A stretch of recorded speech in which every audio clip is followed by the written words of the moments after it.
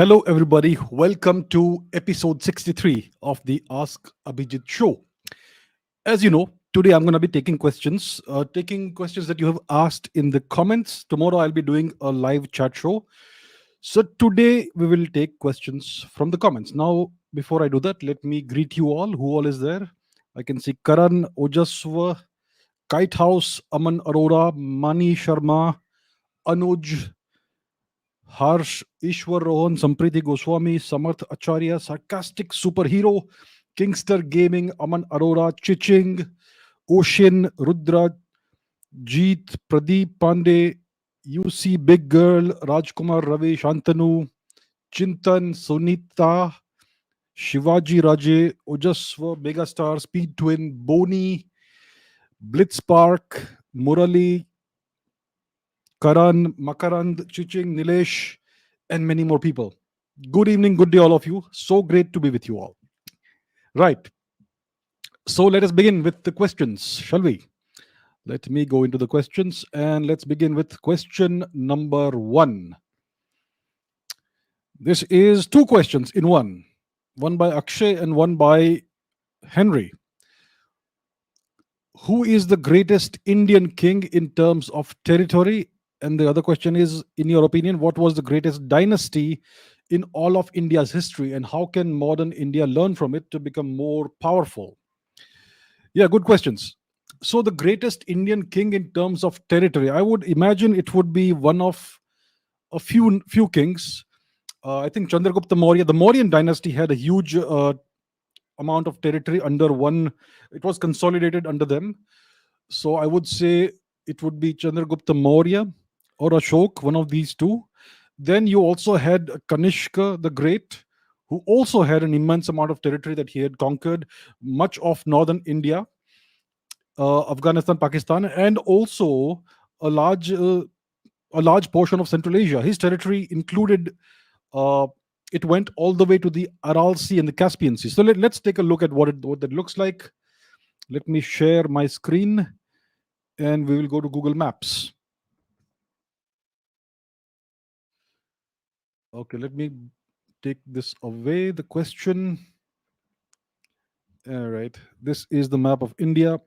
So, when you talk about the territory of the Mauryan Empire, it included almost the entire Indian subcontinent, which includes Afghanistan and Pakistan.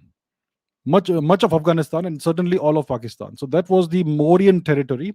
When it comes to Kanishka, his territory extended all the way to the Caspian Sea, which, if you see, it's here, and the Aral Sea, which is here. So that is an enormous amount of territory. It also included significant portions of the Xinjiang, present day Xinjiang region of China.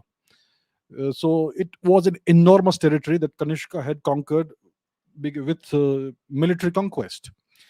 So that is Kanishka's territory. Now, when it comes to somebody like Lalitaditya Muktapida, he also conquered significant portions of Central Asia. So he also had a very large territory.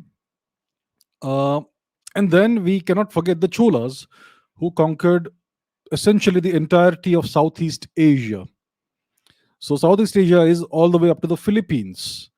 It includes Indonesia, Malaysia, Singapore, which is tiny, Thailand, Cambodia, Vietnam, Laos, Myanmar, of course, Sri Lanka, and all the way to the Philippines. So that's how large the Chola Empire was.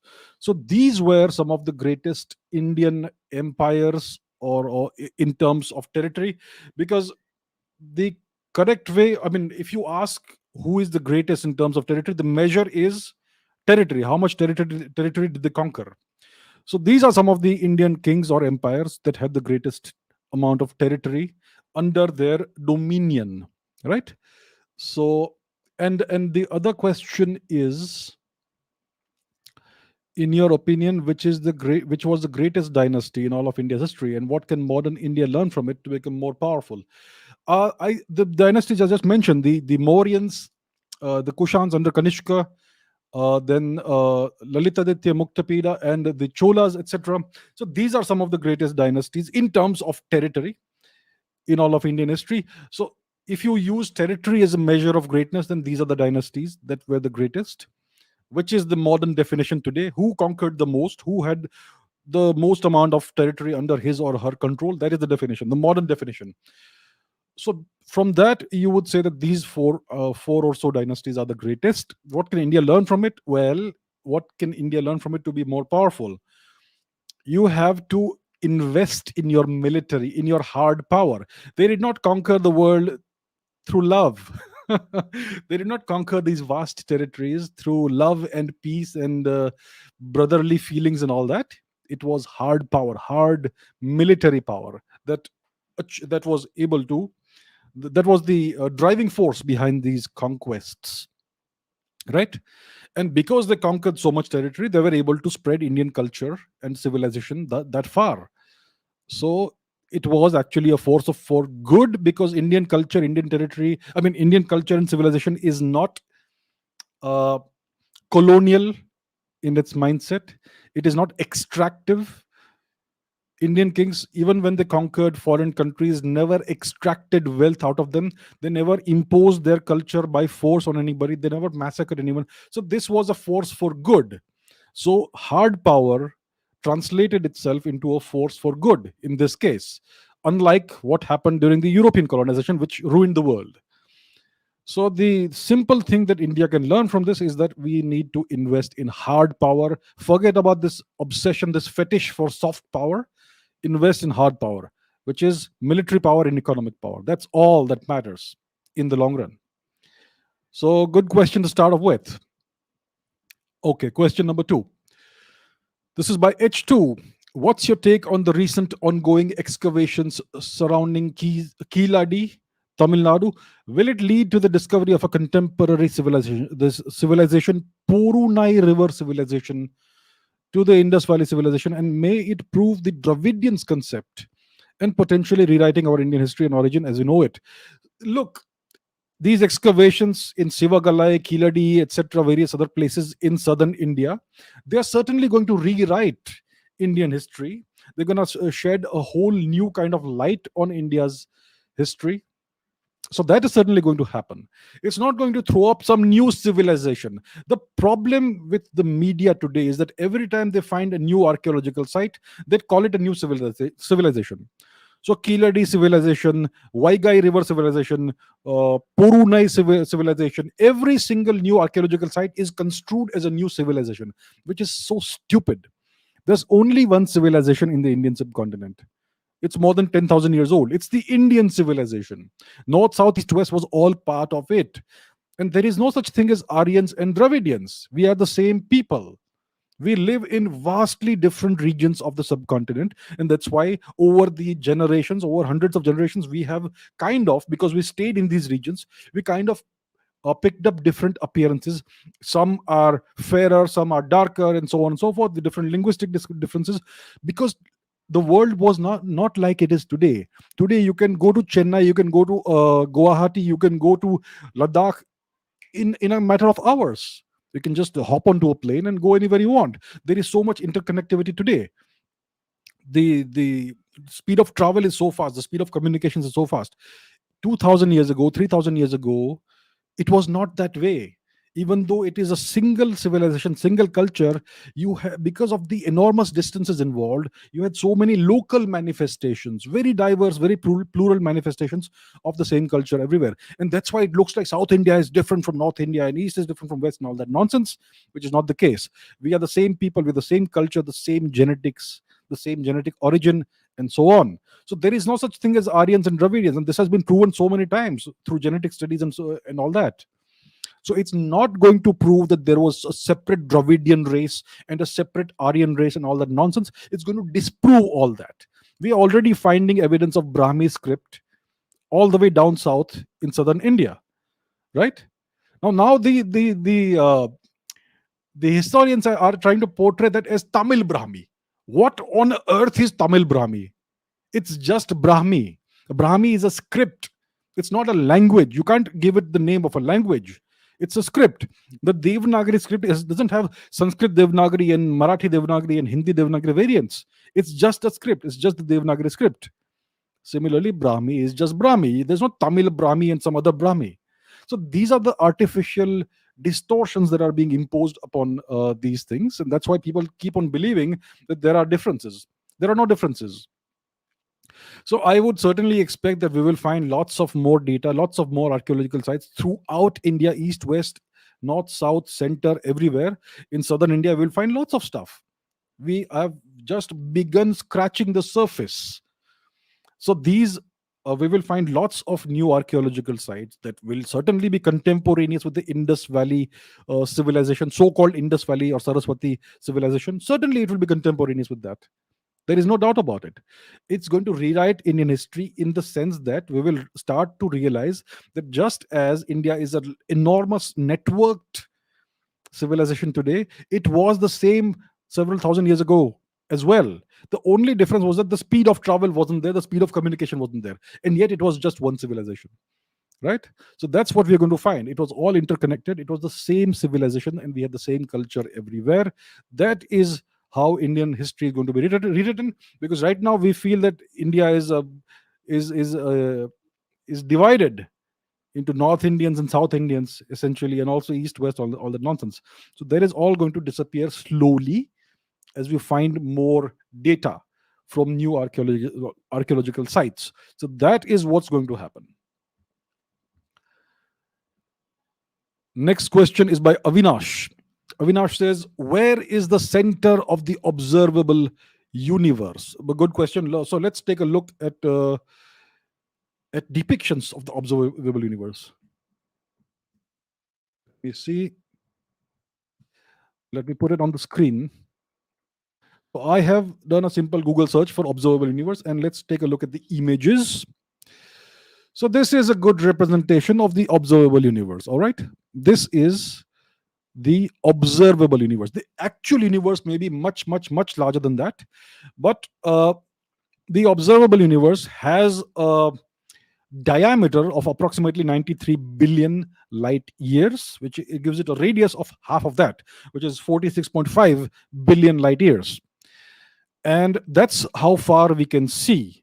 And much of it is going out, going beyond our observable horizon because of the expansion of the universe. But this is the observable universe, and we are at the very center of that because we can only see that far in all directions.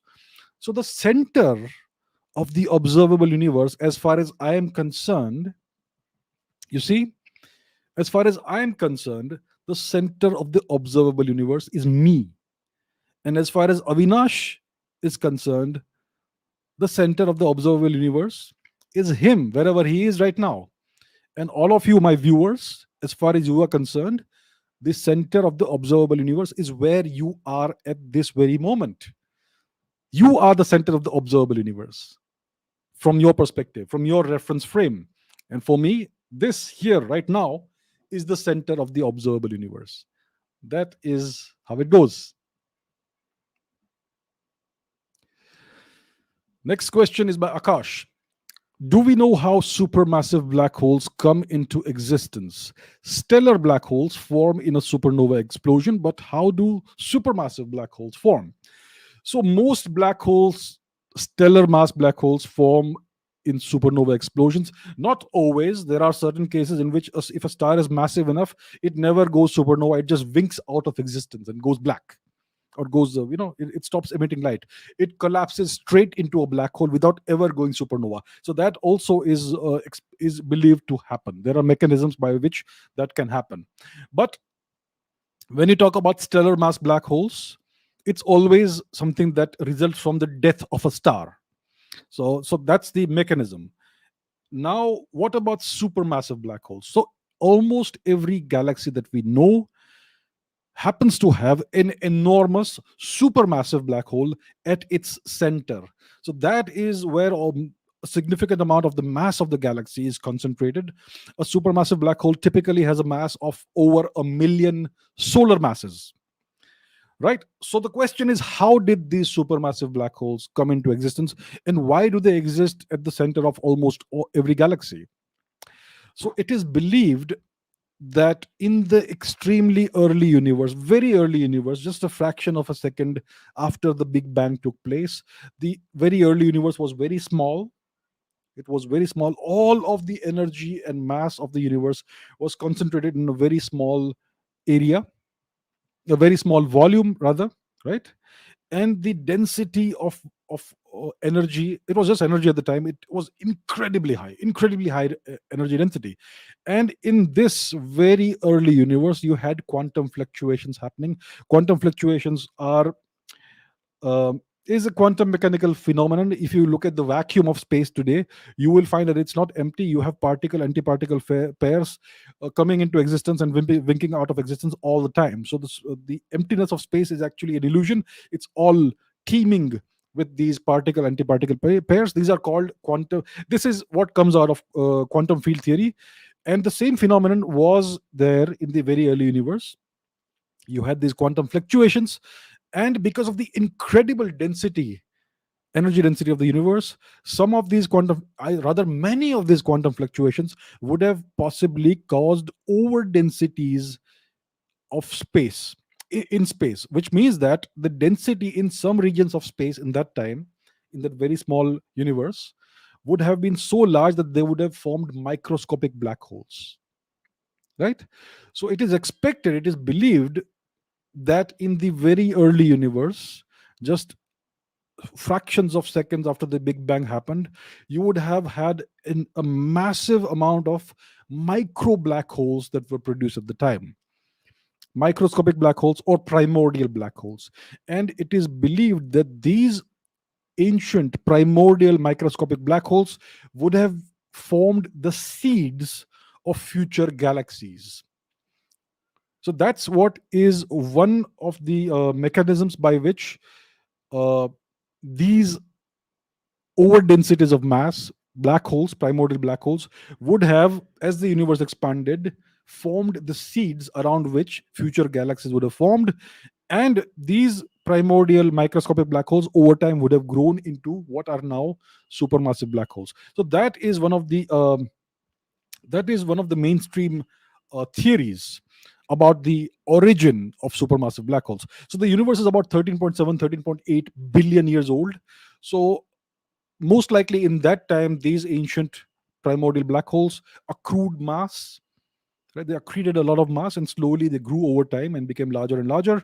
And lots of other visible mass uh, gathered around them and eventually became galaxies. And these black holes at the center, they grew more and more massive, and today they are what we call supermassive black holes. We also have ultramassive black holes that we can't explain how they formed, but these mysteries do exist and do persist. But as far as supermassive black holes are concerned, this mechanism that I just described seems to be a good mechanism for how they came into existence and how they grew over the billions of years to the sizes that we observe today. So I hope that answers the question. Raghav says, can Trump again become the president in 2024? I find it extremely unlikely. Let me see how old Mr. Trump is. Let's take a look at Mr. Trump's age.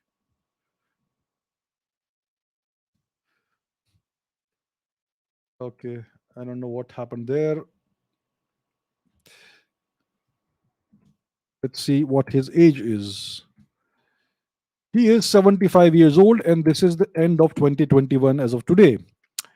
So, in another 3 years, he will be 78 years old. Do you think it makes sense for somebody to run for president at the age of 77, 78?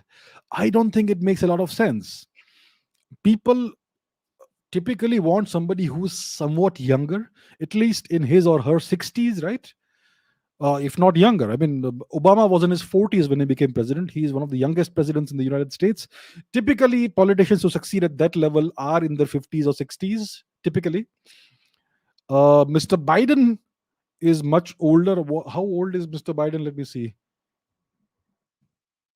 Mr. Biden is 79 years old at the time, and you can see that he is no longer as active and as well as vigorous as he would have been, let's say, 10 years ago. So it always helps if a person is a little younger, because the presidency of the United States is a very stressful job. So Mr. Trump is going to be is going to be 77 or 78 when the next election season comes in. So that itself is going to make it hard for him to campaign that age. Maybe he's strong enough, vigorous enough, but people want someone younger typically, right?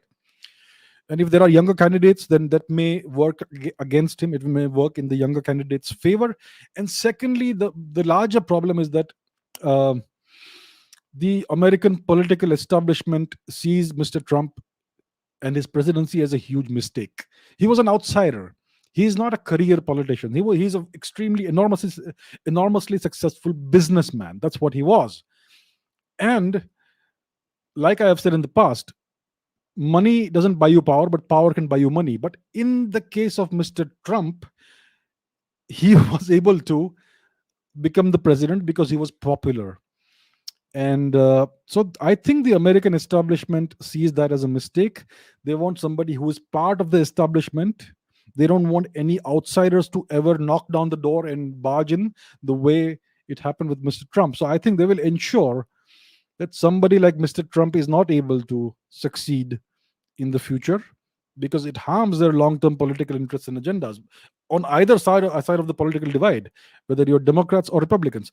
Like when Mr. Trump was impeached during near the end of his presidency, many Republicans voted in favor of this impeachment, even though they were members of his party. So it shows that there was a great deal of dissatisfaction with Mr. Trump and his success, even within his own party. So I think it is extremely unlikely that he will succeed again.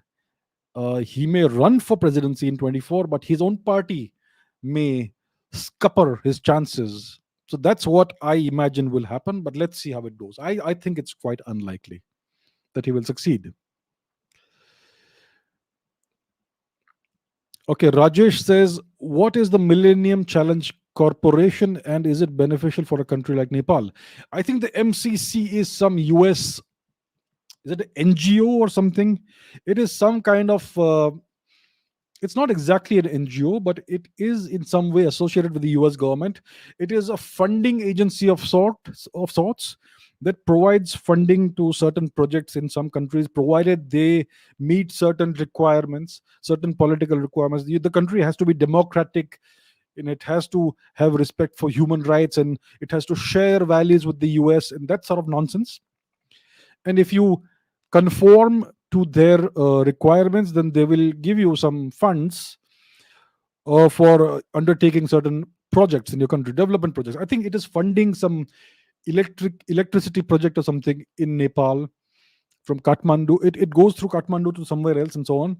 So it is something that is it's like a carrot and stick kind of thing. You do certain things, you make certain changes in your country, and we will give you this carrot, a few $1 million or something like that to undertake a certain project or so. So that is one way of that is one of the ways in which the US increases its influence in countries by giving these financial sops and so on. So the money is provided to the government, and then it can be used in whatever way the government sees best, and the output, the end result should be that the project should be more or less complete. That sort of thing. So you could construe that as a kind of a bribe in a sense. So I think the US is using these means to retain some influence in Nepal, because as we know, the Chinese influence is growing significantly in Nepal. What happened was that Nepal was once a Hindu monarchy until the 1990s. Then I think it was Mr. Rajiv Gandhi's government which started this process of undermining the Hindu monarchy of Nepal. The Maoist terrorists, insurgents, whatever you want to call them, were encouraged. They were given assistance clandestinely from India. I think it's all very well documented. It's not me who is saying this. It is a former RAW chief who had said that. Let's take a look at that. Let's take a look at that. Uh, let's see what was said. See, it is in DNA India. The Indian R&AW throughout the monarchy in Nepal during Mr. Rajiv Gandhi's time. Rajiv Gandhi threw out Hindu monarchy in Nepal, and so on. So I think it is all well known by now that it was Mr. Gandhi, the Congress party, which ensured that the Hindu monarchy of Nepal was destroyed, And the Maoists, the communists, the Marxists, they came into power. That's what happened. And as a result of that, Nepal is now under a great deal of turmoil. The culture is under a significant amount of attack. Missionaries are having a free reign in the country, and the Chinese Communist Party has gained a great amount of influence in Nepalese politics today. So I don't know what was the objective that Mr. Rajiv Gandhi was trying to achieve, but it ended up harming the national interests of Nepal and the national interests of India. So I think the Americans are trying to offset that by offering these incentives and all that to the Nepalese to retain some kind of influence in Nepal. So is it beneficial for a country like Nepal? It all depends on how the Nepalese approach this. I think there was some concern about the contract between the MCC and the country of Nepal being such that it will supersede or override Nepalese laws and constitution. That was one of the concerns that has been clarified to some extent, but questions still persist.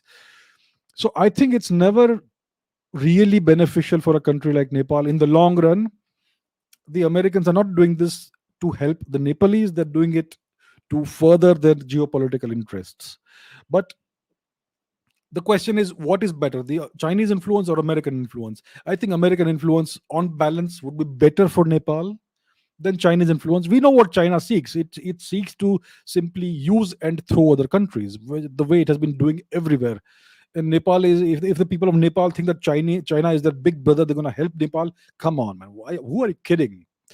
So I think overall, on balance, American influence is better than Chinese influence, at least for now, for the short term in Nepal. In the long run, Nepal has to rise again as a culture, as a country. Hopefully, one day the entire Indian subcontinent will be integrated again under Indian civilization, not some foreign civilization or foreign culture in the future, long term project.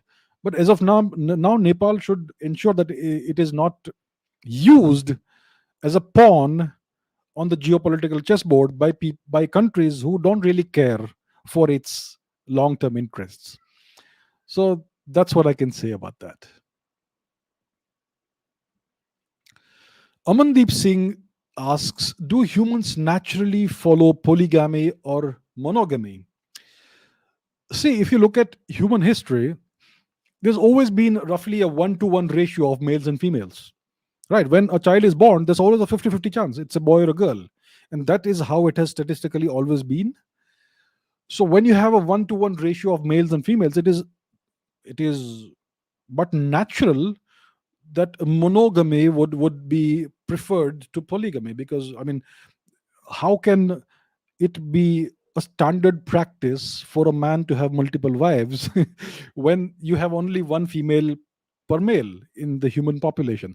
So I think historically, throughout the history of the human species, one would expect that humans have followed monogamy rather than polygamy. Of course, in certain cases, when you had kings and emperors, those people could, I suppose, uh, buck the trend, buck the norm, and because they were so wealthy and prosperous and they could afford to do it, they could have multiple wives and all that. But that is, I would say, the exception rather than the norm. So naturally, you would expect that humans follow monogamy, not polygamy. Of course, when you look at a country, when you look at the Western world today, they have lost their cultural moorings. And today you find that people get divorced all the time. People have multiple partners quite often, right?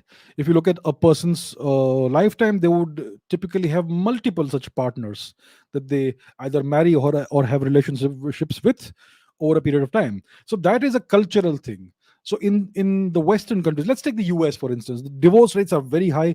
People typically get divorced within 3 to 5 years, I would expect. I may be wrong about that, but typically it's marriages don't last very long. Most children grow up in a single parent household and all that. Youngsters have multiple affairs and all that, so it's become the norm. But that is not polygamy or monogamy. That's something else altogether. It's just a breakdown of the societal system, I would say, cultural system and all that. But at one time, one person typically has only one relationship going, even in the West today. So I think it is natural for humans to have a single partner at a given time. Mostly, I think humans have been monogamous throughout most of our history. So that's what I would see this as. Harshit says, if the knowledge of the Vedas was transferred orally by ancient priests through the recital of hymns, then how were historians able to predict the age of the Vedas and confirm its origin to 1500 BCE? Where is the confirmation? There is no confirmation. How were they able to predict the age of the Vedas? It was European historians who tried to fit everything, the entire timeline of human history, into the biblical time frame.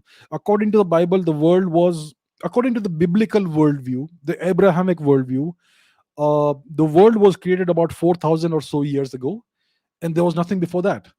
So how can Indian history be 5, 6, 7,000 years old? How dare it fit everything into this short time frame? And that's why people like Max Muller, etc., they force fitted the dates of the Vedas to around 1500 BCE. And also, they had to uh, propagate the Aryan invasion theory, the Aryan invasion myth. So, all that is just completely arbitrary. There is no confirmation of the date of the Vedas to 1500 BCE, just because all the historians today try to create a consensus and try to create this narrative that the Vedas are that old. Doesn't mean it's true. It's not been proven. There is not a single shred of evidence that proves that the Vedas were written only around 1500 BCE. If you look at the actual contents of the Vedas, you can see that they are far older than that. Far, far older than that. I mean, I've spoken about this multiple times. Let me say it again. In the Rig Veda, the oldest text that we have in human literature, the oldest known text in human literature is the Rig Veda, in which there are copious references to the great mighty river Sarasvati. It is described as a mighty, mighty, powerful river, roaring, and the mother of floods, roaring loudly, and so on and so forth. It's described as a mighty river. Now, geological analysis and data and studies, they show that this river dried out around 1900 to 1500 BCE, which tells you that the Rig Veda could never have been written around 1500 BCE. It would have been written closer to when this great river was in its prime, and it was last in its prime around 6000 BC, right? So I'm not saying the Rig Veda was written around 6000 BC, but it was written closer to 6000 BC than to 1500 BC. That is for sure. That is undeniable based on the evidence within the text itself. It's not referring to some mythological river. It's referring to an actual river. And that actual river has been found today. So that argument has gone out of the window. And still they persist in making these baseless claims. And the problem is that these claims are still treated as the gospel truth in India's media. They are taught as truth in India's academic system and so on. And that's why people, all of us, not me, not me anymore, but most Indians today still believe that there is a confirmation of the date of the Vedas to around 1500 BCE, which is not true at all. So, so historians have not been able to predict the age of the Vedas and confirm their origin to 1500 BCE. These are all outright, blatant lies. This is a question by Akash. Is white skin really superior and makes a person more beautiful? You once said that in our country, dark skin was rejoiced and probably didn't even matter much before the British came. Considering Indian civilization was so vast and spanned out from Gandhar to Dravida, etc., and hosting a myriad variety of complexions and facial features, and no discrimination was observed towards anyone, did this perception start across the world by the Europeans? Because they colonized much of the world at one point, and the fair skin industry is on the rise since a lot of people, especially females, are mentally colonized into looking fair and lovely, pun intended. Is it also one of the causes of the rift between North South, fanned by the politicians of the South and linked with the Aryan invasion myth? All of this is certainly interconnected. So the first question is white skin superior? No, it's not superior. White skin is actually a disadvantage if you want to travel the world and live in various parts of the world. If you have white skin, pale skin, then you are extremely susceptible to radiation damage, right? Because the sun is a star that gives off all kinds of radiation. Much of it is trapped by the magnetic field of the earth, and yet you have a lot of ultraviolet rays, etc., that come in. They reach the surface of the earth, and they are potentially dangerous to humans. And that's why we have adapted to evolve various skin colors depending on where we have historically lived. So the people who lived closest to the equator traditionally, that's typically the people of Africa, equatorial Africa, they have the darkest skin because they receive the most amount of radiation from the sun. And people who live closer to the poles, they have evolved lighter skin colors, less melanin. But if you look at the globe, the majority of the globe is regions where you receive more sunlight and more radiation. And therefore people who have lighter paler skin, if they move to such part of the world, the incidence of skin cancer and other problems rises dramatically. Australia has one of the highest rates of skin cancer in the world because the European colonizers who live there aren't suited to that sort of environment, right? So that's what you find. So actually, I would say that pale skin is actually a disadvantage. It is not evolutionary great if you want to travel the world. And in India, we have all kinds of skin complexions, ranging from proper pale skin like Europeans to almost African like dark skin, because it's an enormous subcontinent and people lived in various environments for long periods of time, maybe dozens or maybe even hundreds of generations. So in India, historically, there was no such perception that dark skin or light skin has any significance on your personal value of of how good or how valuable a human being you are. If you look at ancient depictions of Indians in cave paintings like Ajanta, Ellora, etc., you will find people with fair skin, lighter skin, people with significantly dark skin, and they are all portrayed as the same. I think in Ajanta or Ellora, you have many depictions of ladies and people with significantly dark skin, and they are portrayed as being very beautiful.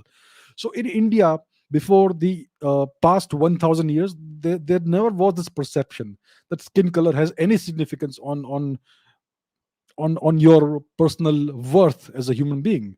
I mean, Indians regarded the Greeks as in kind of inferior, mlechas, right? Even the Scythians, who may have had lighter skin possibly than the average Indian. So Indians regarded these people as inferior because they were not culturally as evolved as Indians. So it was all about culture. Culture was what made you superior or inferior, not the color of your skin. So historically, India had never had this. In the past 1,000 years, India was first invaded by the Turks, who typically have lighter skin than Indians, and then by the Europeans, the British, who also typically have lighter skin than Indians. And it is during these past 1,000 years that I think this mentality has crept into the Indian psyche. That because these people who conquered us and subjugated us for 1,000 years, they had lighter skin, then maybe it means that lighter skin is superior. Maybe it's that way. So that false sense of this skin color thing has crept into the Indian mind, into the Indian psyche over the past 1,000 years or so. Before that, it was never that way. So white skin is in no way superior. I mean, come on, skin color has no bearing on your worth and your value as an individual. And now, so that's what I would say about that. This fair and lovely nonsense, the skin color, the skin fair skin industry, it's very unfortunate that people try to lighten their skin color using these various cosmetic products and all that. And yes, it is one of the causes of the rift between the north and south, which is fanned by politicians. So the Aryan invasion myth says that the Aryans were white people, the original Indians are black or browns, dark brown skinned people, Dravidians apparently. And therefore people who live in India today and who have lighter skin tones are descendants of Aryans. They are the invaders of India. They are the descendants of the ones who subjugated the Dravidians, and therefore they are outsiders. They are evil. They are not the real Indians. And that is something that the Aryan invasion theory says, and that is what has been used by politicians in southern India to gain votes and stay in power for decades. They every year, I think, they garland the statue of that fellow, that Bishop Caldwell in Tamil Nadu, I think, because he is the originator of the Aryan Dravidian myth, and which has benefited this politician so greatly. So they garland his statue and honor him every year for that, for giving us this lie. So these are the myths that keep India divided. What India is much deeper than superficial skin colors. Be Indians are the same people, whatever the skin color is, right? So that's what genetics tells us. So we have to rise above all these lies, and that will happen only when we realize what the truth is. And I know what comments I'm going to get every time I say these things. I get lots of comments from certain people, not everybody. Most people understand this, but some people will always come and comment. Please, I implore you, look at the actual data and statistics. Stop being blind sheep. Stop believing things blindly. Trust your intelligence. Learn how to look for information. The information is available publicly, the genetic data and all that. Learn how to search for it and look it up yourself. This is by Chiching. The question is, why is there so much mediocrity in both my school and college? My classmates are not interested in science. I haven't found even a single student in my class interested in physics or cosmology or astronomy or astrophysics. They are neither ambitious. Is this the situation in all? This is the situation in almost all the sections of my school. Why is it so? Very good question. Mediocrity. So, what is the definition of the word mediocre? The word mediocre doesn't mean the meaning of this word is average. Mediocre means average.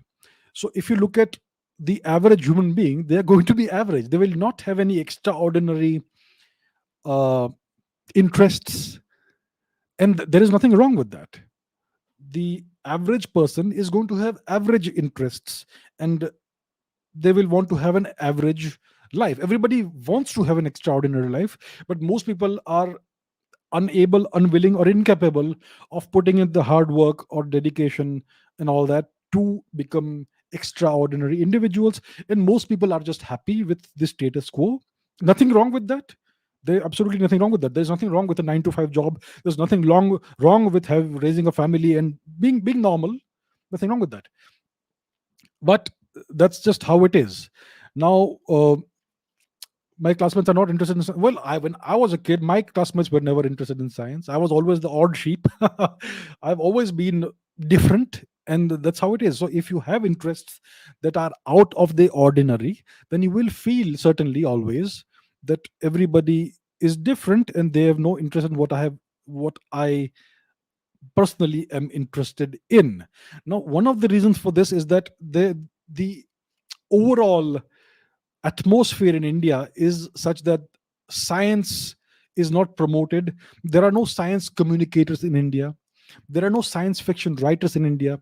The Indian history, India is the birthplace of science, mathematics, and science, but this is not taught to us, and therefore we do not regard that as part of our heritage, and so on and so forth.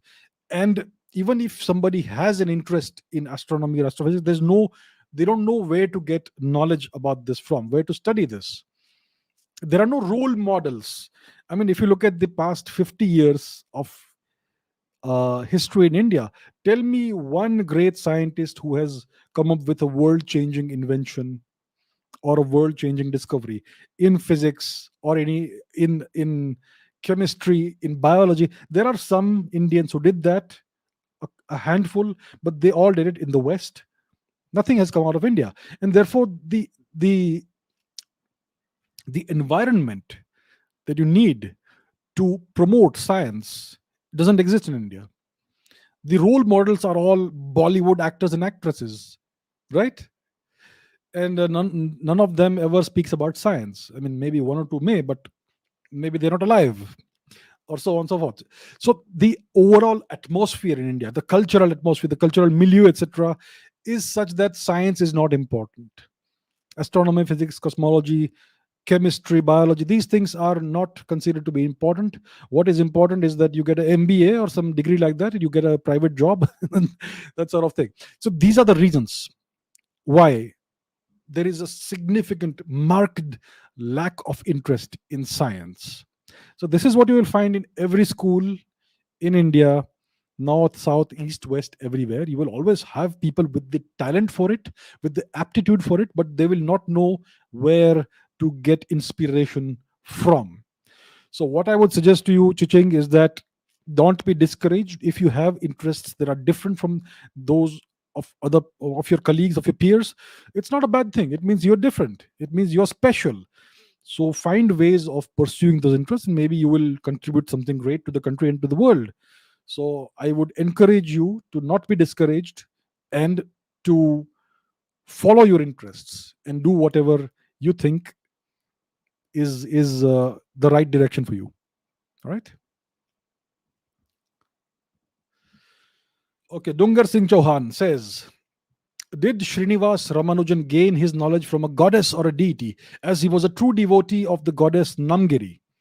I've heard many times from Sadhguru that these are concentrated energy forms and can be used in many different ways if approached correctly. Well, I do not have a personal insight into the mind and the psyche of Srinivas Ramanujan, the great mathematician, one of the greatest mathematicians who ever lived, right? He did say that he gained his inspiration and his insights, his mathematical insights, because from the goddess that he was devoted to. I think it was goddess Namgiri or whatever the name was. I'm not personally quite sure of what the name was, but I'm assuming it is Namgiri. So he was a very devout Hindu, Srinivas Ramanujan, very spiritual person, and he attributed everything that he discovered to divinity, to the goddess that he yeah. So that is what he said. Now, where did his insights really come from? I don't know. Maybe there was a goddess who was sending him these insights. I don't know about that. So what I would like to say is that there are many scientists, mathematicians, etc. The typical view about scientists is that they are atheists. Scientists don't believe in God and so on and so forth. That is not the case. There are many famous scientists who have made these statements, but I would say that those people would most likely be in a minority.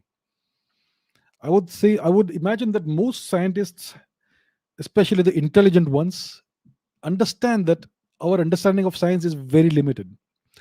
I'm not trying to say that science is wrong. No, science is not wrong, but our understanding of science is very, very superficial and limited because of the limitations of our intelligence. The human intellect has an upper level of intelligence beyond which we can't understand science. And therefore, our understanding of the universe is very, very fragmentary, very rudimentary, and very limited. And therefore, there may be things out there that we can't understand. And every reasonably intelligent scientist knows this. And that's why such people would not consider themselves to be atheists. I know scientists personally who say that human emotions are a bunch of chemical reactions and all that nonsense. I totally disagree with that. I don't know what human emotions are. So that's my view about this. Now I don't know what Mr. Sadhguru has said. Concentrated energy forms. See, he's not a scientist. I would categorize him either as somebody who uh, deals in spirituality or philosophy, or maybe something in between these two things. So his definition would be different from the definition that a scientist would have about energy and all that. Concentrated energy is visible, it is measurable. So a god or a goddess is not something that you can actually see or measure, right? So maybe it is a certain way of putting things across that is easily understandable to the lay people. That is not how I would put it across, but he's somebody who has an enormous following, a very accomplished person. So he has his views, and maybe I'm much younger than him, and maybe much less intelligent than him. Then so I would refrain from passing any remarks or comments or judgment about what he says. But certainly he is a significant force for positivity in the world, which is always a good thing. So that's what I can say about this. Asmita asks, what is the reason behind Saudi Arabia trying to be progressive? Will it pose any threat from ISIS? And why did they award Shri Narendra Modi in the past? Okay, so Saudi Arabia is changing now. Their crown prince Mohammed bin Salman has essentially, he is now the de facto ruler of the country, and he is taking the country in a different direction, away from the traditional path that it has always been on for the past many, many decades. He's modernizing the country. Uh, I think now women are allowed to drive cars and do certain things that they were not allowed to do in the past. And yeah, so you could say that the country is now trying to be more progressive. And what's the reason for that? The reason I would imagine is because now the world is changing. In the past, the entire world had only one source of energy, of fuel for transportation and everything else, which was oil. And the Saudis were the major oil exporters in the world, and therefore they had a de facto monopoly on oil exports. They were the biggest exporter, so everybody needed them, and therefore they could afford to do whatever they wanted within their country, and nobody would interfere. But today things are changing. The United States is now the world's largest producer of oil because of shale oil, fracking, all that. Natural gas also is a byproduct of that. And now the world is now aware of the problem of climate change. There is a significant sentiment against using fossil fuels like oil, coal, etc. And there is this deliberate, concerted effort to move towards alternative forms of energy. So now we have these lithium ion batteries that are powering cars and two wheelers and all that, and it's only going to accelerate. So the world is going to, over the next few decades, going to try and move away from burning fossil fuels. That is certainly on the cards. And therefore, Saudi Arabia is going to lose its central position globally as the global supplier of energy for everybody. And therefore its geopolitical influence and importance is going to go down, and therefore they will no longer be able to do whatever they want without worrying about consequences. And that's why this is a pragmatic move that they are making. They are slowly trying to become more progressive, give more rights to women, so that in the long run, when their geopolitical situation is less prominent than it is today, they will not have to face long term consequences for that. Because the Western world, we know, is very, very, it is very intrusive, right? It penalizes countries for having the wrong lifestyle when those countries are no longer useful and so on. So that is the reason why they are doing this. I think it's a pragmatic move. Will it pose any threat from ISIS? I don't know what that is. Why did they award Shri Narendra Modi in the past? So the thing is that India has, under Mr. Modi, India has uh, India has built up very good relations with these Arabic countries, with the Persian Gulf, with the Arabic countries. Uh, whether it's the UAE, various emirates in the UAE, whether it is Oman, whether it is Bahrain, whether it is the Saudi, whether it is Saudi Arabia. India has, Mr. Modi has managed, he has succeeded in developing very strong, very cordial, very warm and friendly relations with the leaders of these countries. And it's not only about friendship, because in geopolitics, like I've said, there is no friendship or enmity. There are only shared interests. And India is a big, major consumer of oil. And maybe there is an understanding that we will continue to be a major consumer of Saudi oil. And that's why India is an important partner for these countries, especially Saudi Arabia. And that's why, if somebody is your important and valuable partner, you will bestow upon them every honor that you can bestow. And that's why they gave awards, etc., to Mr. Modi, not just the Saudis, other countries as well in the Persian Gulf region. So that's how it is now. If you contrast that with Iran, India is no longer buying Iranian Persian oil, not much at any rate. The Americans have ensured that India doesn't buy Persian oil because they want to squeeze the Iranian regime and impose sanctions on them. And that's why you can see now that the relationship between India and Persia is no longer warm. It's no longer very friendly the way it used to be maybe a decade ago. So that's how it works. When your interests align, you will be very friendly towards each other. You will give each other awards and treat each other very warmly. When the interests no longer align, they no longer converge. When the interests diverge, the relationship will, well, no longer be that warm, that cordial, that friendly. That's how it works in geopolitics.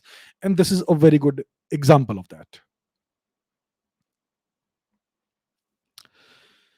Okay, these are two questions, one by Shree's World, one by Ngawang Lungtok. If you have not read a particular book till date, how can you comment on that? Strange. And you said you didn't read his book, but went on to comment on the book purely based on not reading the book that's talked, but other commentaries and summaries of the book. Excellent. So these are sarcastic comments. Uh, the book they're referring to, I think it is Mr. Nehru. What's the book called? The Discovery of India. So, in one of my previous sessions, in one of the answers of one of the questions, I had said that I have not read Mr. Nehru's book, The Discovery of India, but it is a book that is not worth reading. It is garbage, or something like that. I'd said like that, and I have got many comments about that. And I have also commented about other books by various other people. Let me not go into the names, but I have said that I know so and so person, what his overall ideology was, and therefore I am not interested in reading so and so chapter or so and so chapter of the book. I have no interest in that. It's a waste of my time. The book is of no use or no value to me. And it's a very good question that people are asking, that if you have not read this book, then how can you say the book is not good? How can you comment on that? See, it's like this. There are so many books in the world, and there is a limited amount of time that every human being has in this life. And therefore you have to be very judicious in what you read and how much in how you invest your time. Now, when I have a book that people are saying, please read this, you are wrong in your assessment about this person, read the book, and in so and so chapter, so and so thing is written, which will change your mind. I will not do that. When I know a person and I know their overall ideology, then I don't need to go into their tedious writing, because I know their overall ideology. Let's say, okay, let me go into one name. I had said that I have no interest in the writings of Mr. Dayanand Saraswati. People have been telling me, please read his book Satyartha Prakash, chapter this or chapter that. Listen, I'm not going to do that. It's a waste of my time. And let me tell you why. I know overall what Mr. Dayanand Saraswati's ideology was. He was a social reformer. He wanted to reform Hinduism. He was against idol worship. He wanted Hinduism to give up idol worship. He wanted Hinduism to give up superstitions and various things, because Hinduism is backward, inferior. It has to be changed. Once I know the big picture of this person, I am not going to waste my time reading the output of a mediocre mind. No interest. I'm sure he must have written something or the other which is reasonably good in one of his chapters. I don't care. Overall, the person was a reformer. He is somebody who believed that Hinduism needs to be reformed. Once I know that, I have no interest in reading anything from that person. When it comes to Mr. Nehru, people say that if you have not read Discovery of India, then how can you say it's bad? I know Mr. Nehru's intellectual caliber. Then why should I read his book? That's how it goes. You have to use whatever intelligence the gods have given you to make these judgments. Don't read everything. Listen, it's like this. Let me put it in a different way, a slightly cruder way. You don't have to jump into a pile of garbage to know that it stinks. That's the answer. Okay, next question. It's by Syed Mir Taqi Ali. In the Aryan invasion topic video, you had said that Saraswati was wider and greater than the Indus. Does it mean longer than the Sindhu too? The Sindhu River is about 3,200 kilometers long, and the dry bed of the Saraswati from the starting point till Kutch Its maximum length is between 2 and 2,500 kilometers. So that's the first part of the question. No, I don't mean to say that the Sindhu or the Saraswati was necessarily longer than the Sindhu River, the Indus River. Maybe most likely it was not longer than the Sindhu River, but it was wider, broader, and much more powerful as a river. So it was a monsoon fed river. If you look at the Sindhu, it is primarily fed by glacial meltwater high in the Himalayas. If you look at the Ganga River, it again originates from meltwater, glacial meltwater in the Himalayas. If you look at the Brahmaputra, it does start off north of the Himalayas from the Tibetan plateau, from glacial meltwater, but more than 80-85% of its actual volume of water, it acquires this volume of water in Arunachal Pradesh from monsoons and from rainfall and all that. So this is a different kind of river. It is a very wide, massive river, but the majority of its water again comes from rainfall and the rainforest in the Arunachal Pradesh region. Similarly, the Saraswati was a monsoon fed river. It was not primarily a glacial meltwater fed river. And that's why it dried out because of climate change.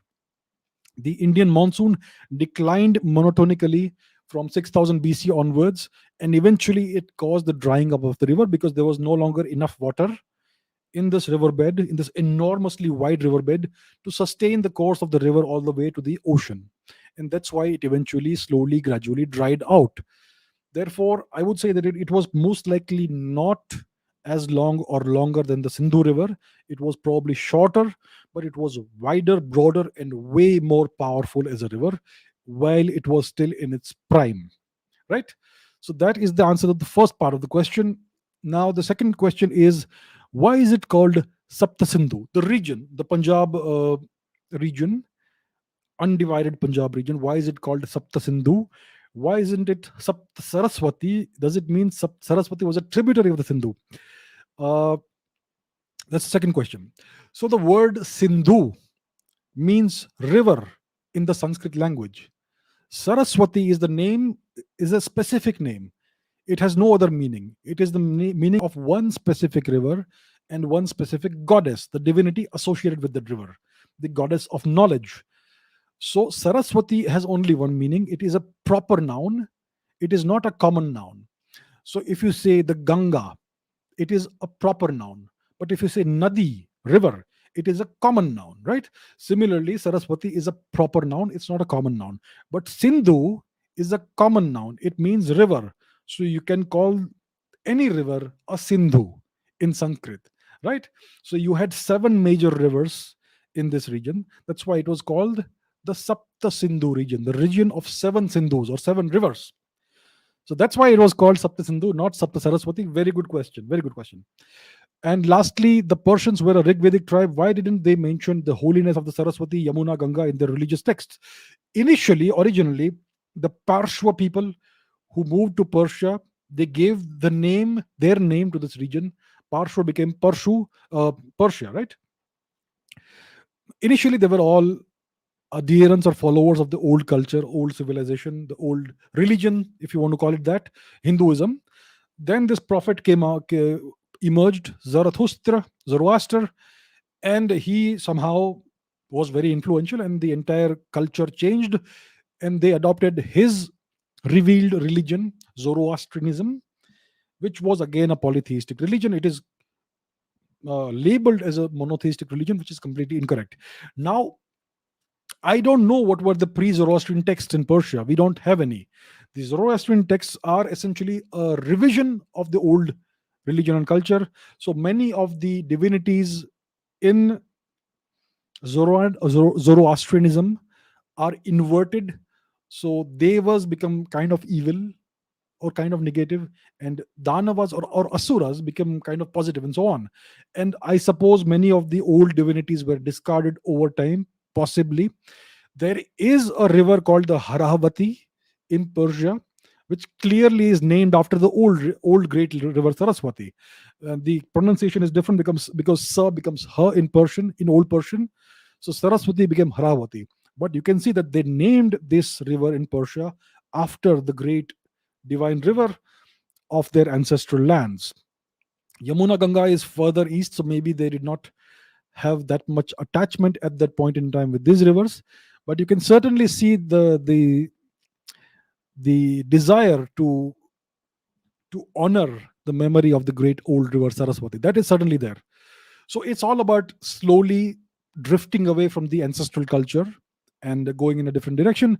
But you can certainly see traces, strong traces of the original Indian culture even today in Zoroastrianism, because there are so many aspects of their culture, their rituals, their traditions that closely mirror ancient Vedic culture.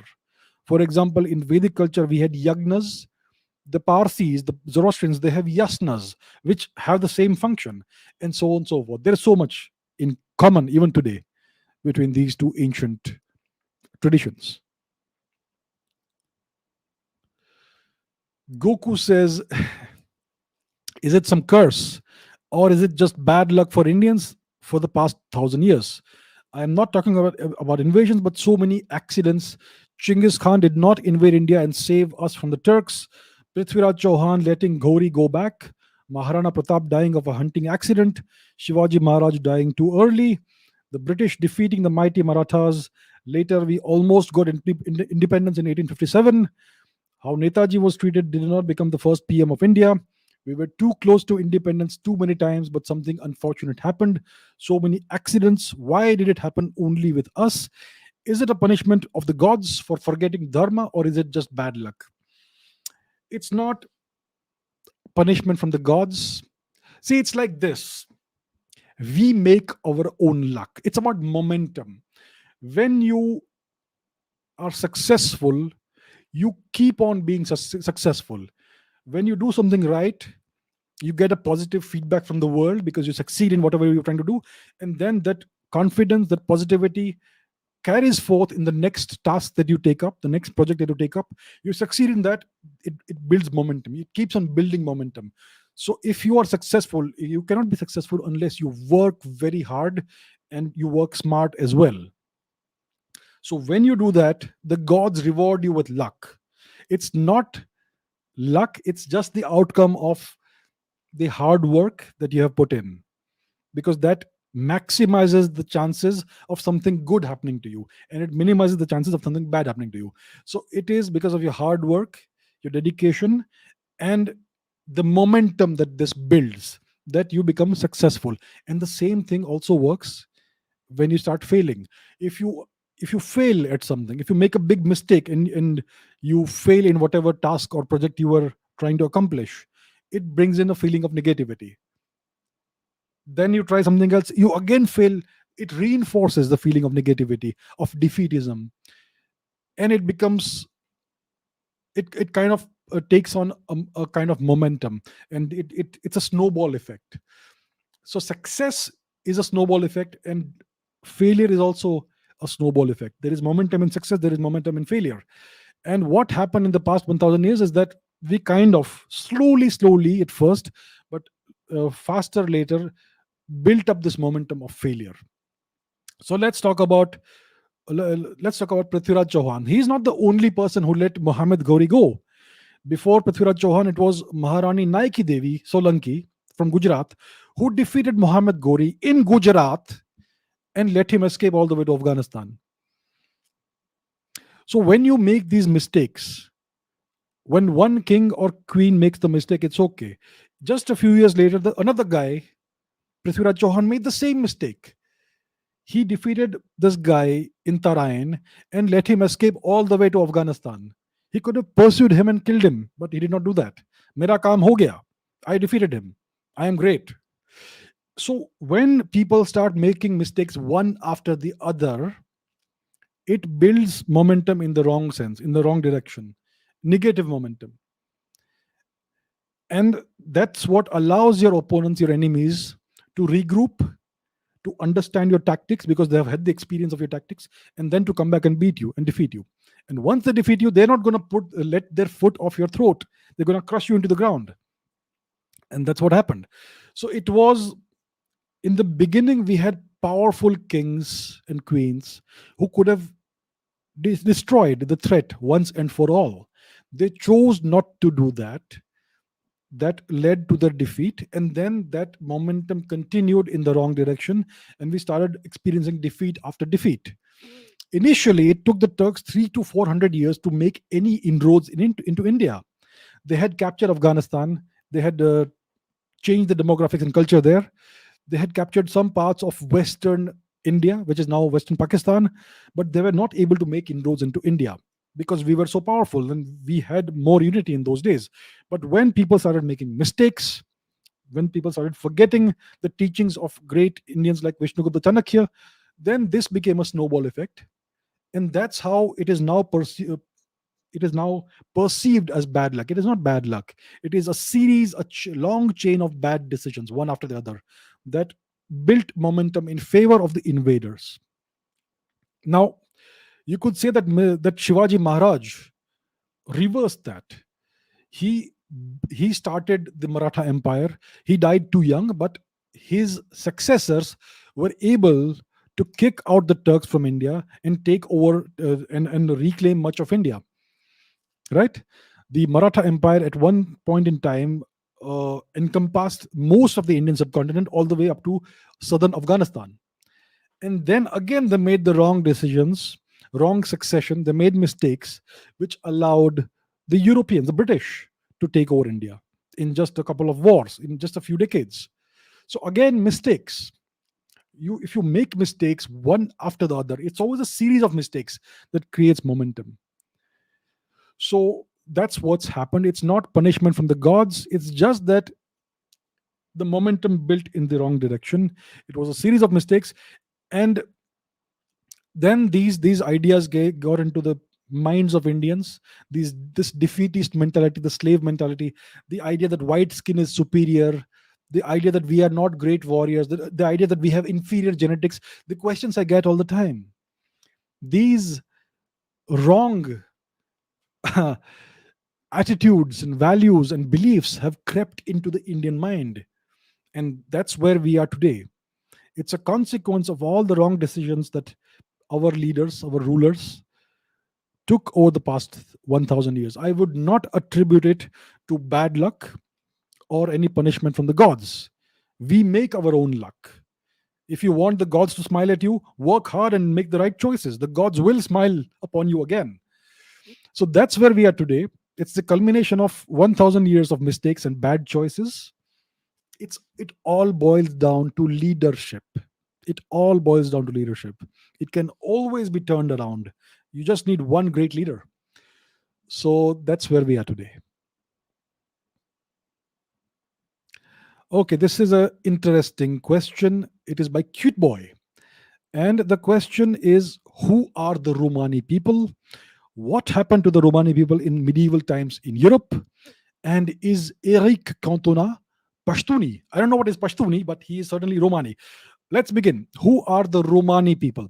The Romani people are a vast diaspora of Indian origin.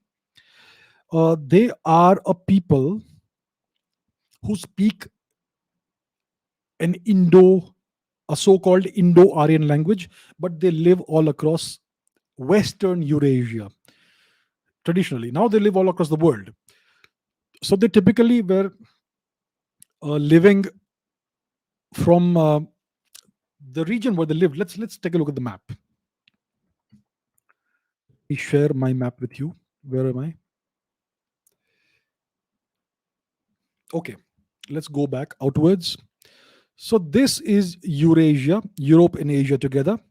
So the Romani people were typically found from Anatolia, Turkey, some parts of Egypt, some parts of Iraq, etc., and all across Europe.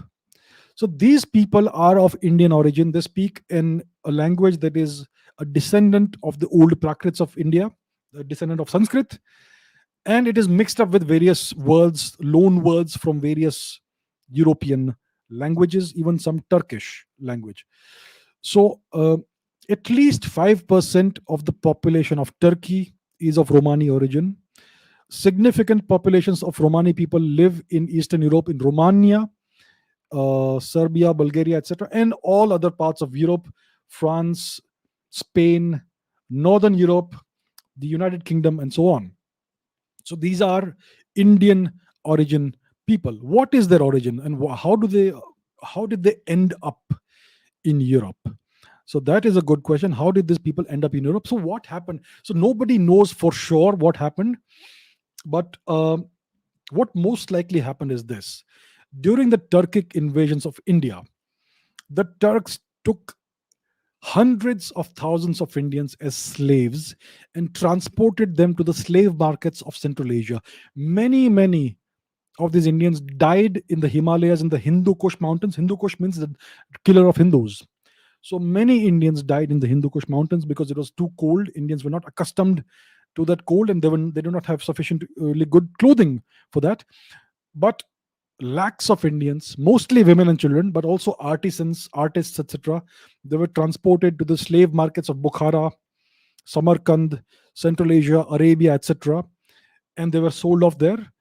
And I expect at least a significant portion of the people of the Arabic and Islamic world have some Indian origin as a result, especially from the matrilineal lineages. Now, I think what happened was this: that they also took lots of architects, artists, artisans, craftsmen, musicians, etc., to entertain them and to build their great architecture and so on in these parts of the Islamic world. And maybe they took too many Indians there, and then they realized we have too many slaves that we don't need now. We already have enough people who can do the work for us, and there is a surplus. So what do we do with them? And they most likely did not want to massacre them on their own soil. It's okay to massacre people in India, but not on our own soil. So what they most likely did, these Turks, was to order these Indians to leave the country, but don't go east back to India, go west. You are never allowed to go back to India, but go wander westwards wherever fortune takes you.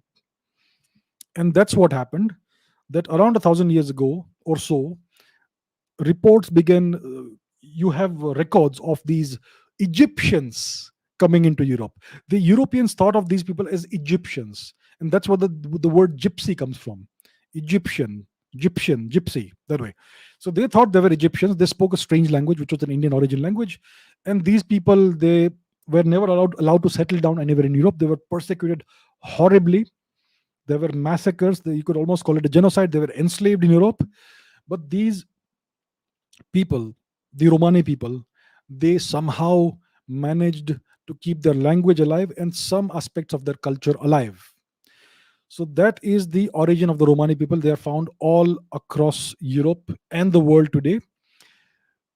So that is their sad story. It is a story of incredible hardship, terrible persecution, lot of racism, and so on in Europe. Even today, they are marginalized in Europe. Many of them are stateless people. They don't have any official citizenship.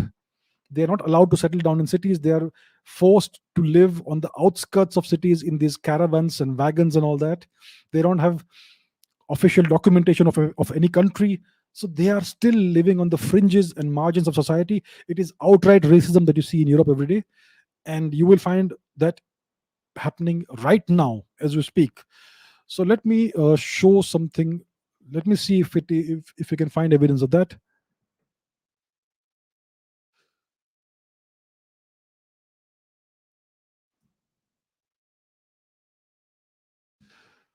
So this happens even today. So the Nazis, the Third Reich under Adolf Hitler, they committed a horrible genocide of the Romani people. They killed millions of Jews, but they also killed at least, I would say, a million Romani people.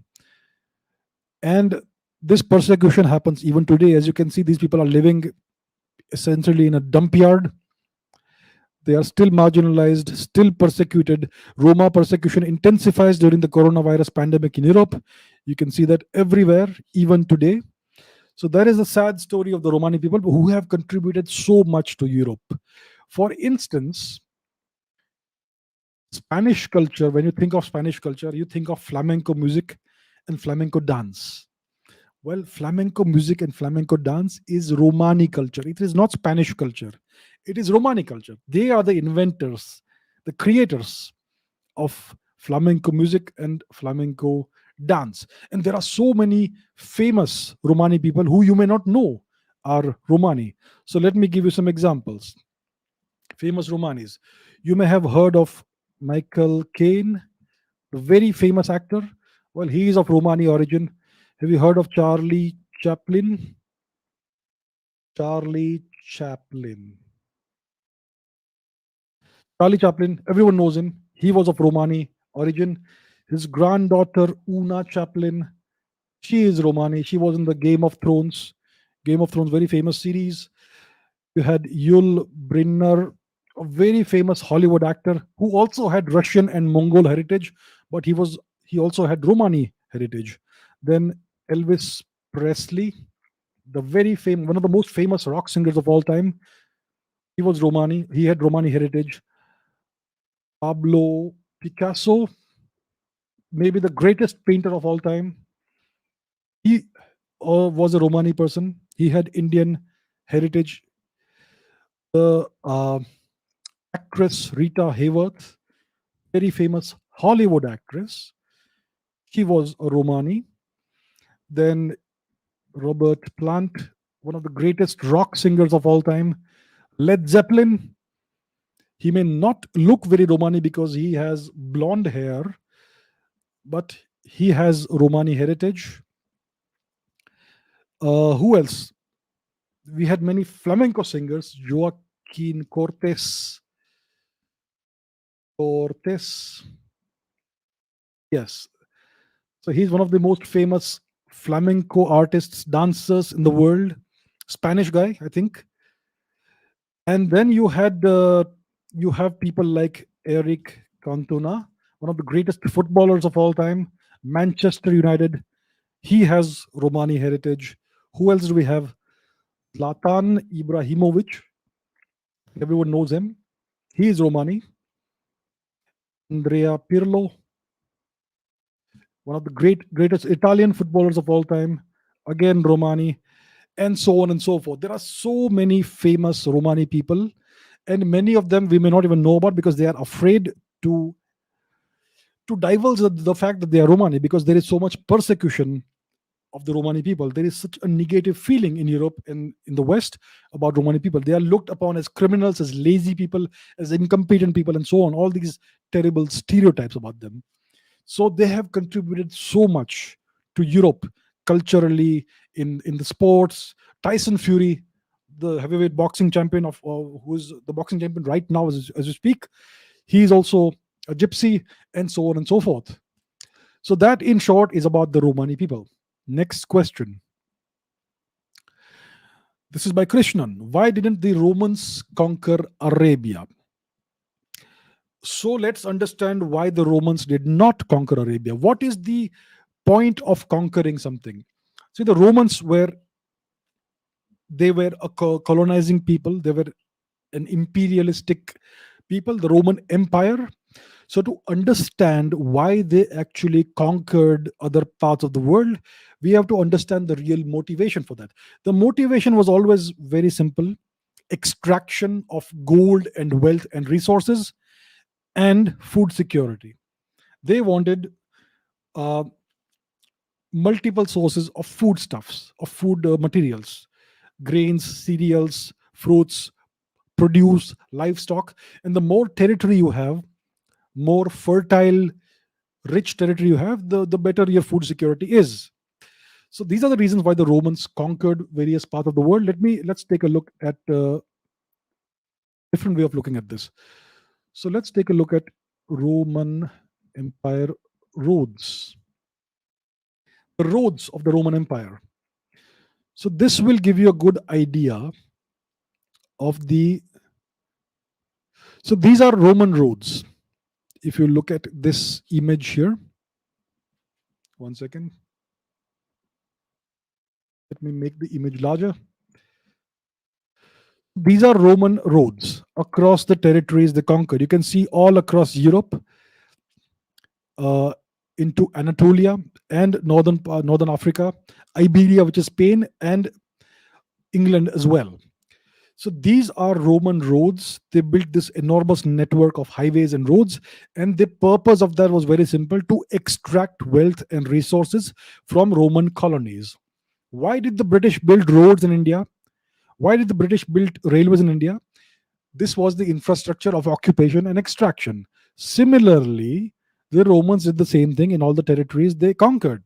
They built these roads as an infrastructure of occupation and extraction. And all of the wealth and resources was extracted out of these colonies, out of these conquered territories, and into Rome, into Italy, right? So if you look at all these territories where the roads are, these are rich, fertile lands, rich in terms of mineral resources, other resources, gold, silver, slaves, well populated areas, and also for these are also fertile regions, so you could grow lots of foodstuffs there, harvest things there and all that, so that is why the Romans conquered so much territory. It was also to subjugate any possible uh, any possible threat to Rome. So there was the other reason, but mainly it was the infrastructure of occupation. Now if you look at the Arabian Peninsula, let me share that. So let's take a look at the Arabian Peninsula, which is to the east of what the Romans conquered. So tell me something. What do you see here? You see an enormous desert here. The population density is always low, even today there. In Roman times, it was even less than what it is today. So all these territories the Romans conquered were rich, prosperous, and fertile territories. But the Arabian Peninsula is just desert. What is the point of conquering a desert? What can you extract out of a desert? Nothing grows there. Very few people to take as slaves. So it doesn't make any sense from a purely logistical perspective, from a colonizer's perspective, to conquer a desert. At that time, there was no use for oil. There was no awareness of the fact that there is so much oil there, and the technology for using oil for energy did not exist, and therefore did not make any sense for the Romans to conquer Arabia. So it's just a cost versus benefit analysis.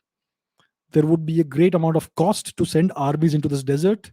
You would have to sustain them over hundreds of kilometers, thousands of kilometers, without water, without food. It would be a huge logistical effort. And what do you get out of it?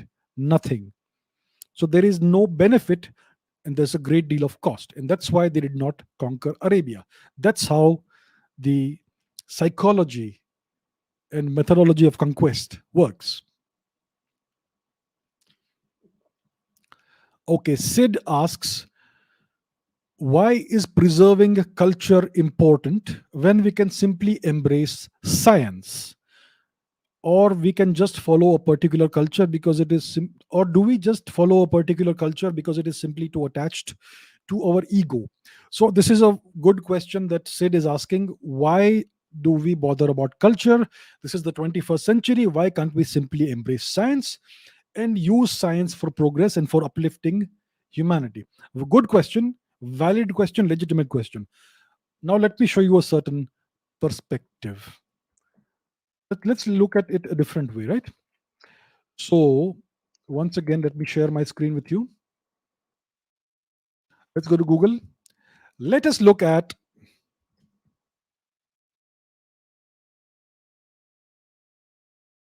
let's take a look at this. Doctors come under science, right? In the 1950s and 1960s, American doctors used to promote cigarette brands. Hundreds of ads featuring a variety of doctors.